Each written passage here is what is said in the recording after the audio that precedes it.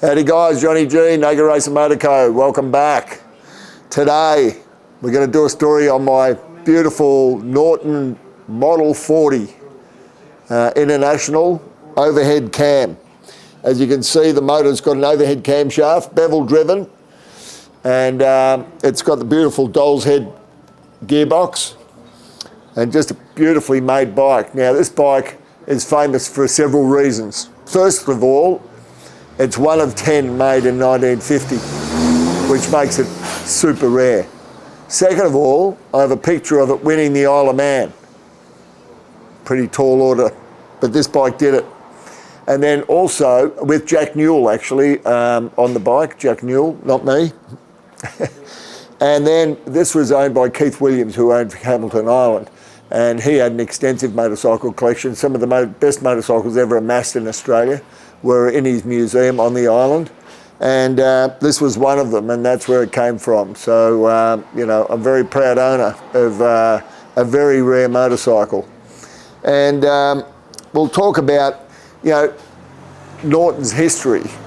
So Norton started in 1898. Quite incredible, really. And they made motorcycles, and they made really good motorcycles. Matter of fact, the first Isle of Man TT was won by a Norton. And they competed in every Isle of Man TT right up into the 70s, which unprecedented. No other manufacturer did that. And they had many race successes. And as is testament, you know, they developed the Manx Norton out of that. And the Manx Norton was a world-beating motorcycle for decades.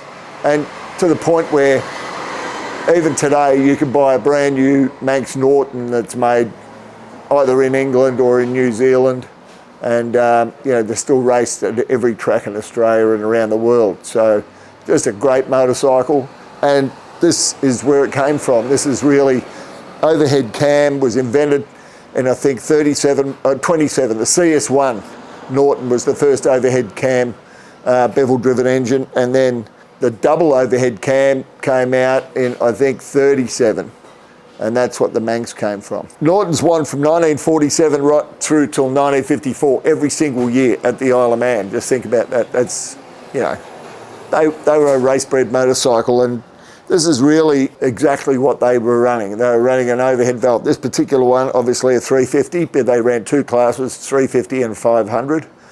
And often the riders would race in both classes. So they would race the 350, and then after the race was over, they'd jump on their 500 and go out and do another Isle of Man TT. You know, incredible stamina, obviously. And Jeff Duke and some of these legends, you know, that's exactly how they did it. So this is as I said before, this is a doll's head upright gearbox. And the good thing about these were, you could get them up tight to the engine, and you could have a short chassis. The Horseshoe oil tank on top, and there's the GP carb that's on here, remote bowl obviously, the magneto and the dynamo. This is your rev counter, your tacho, and your bevel driven overhead cam. You can see this one here's got exposed hairspring valve springs, and you had to lubricate, everything was external, there was no rocker box.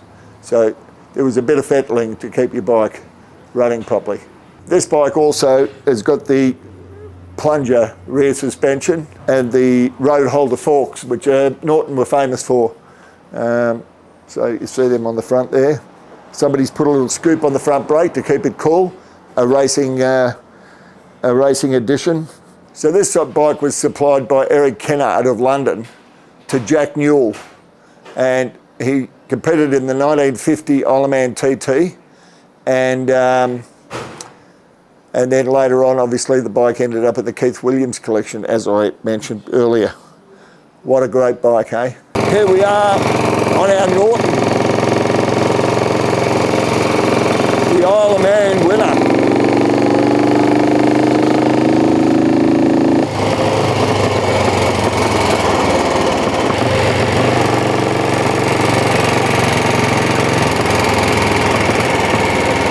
A bit towy around town, being high geared race bike.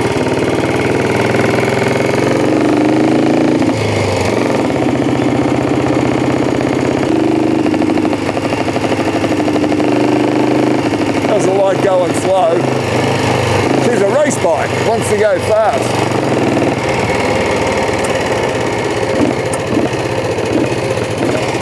Well, that was a great ride. If you want to come and see this bike and many others like it, come down to Naked Racer Motor Co in Cheltenham and have a look. Remember to like, follow, share, hit that subscribe button, and we'll see you in the next video. Adios.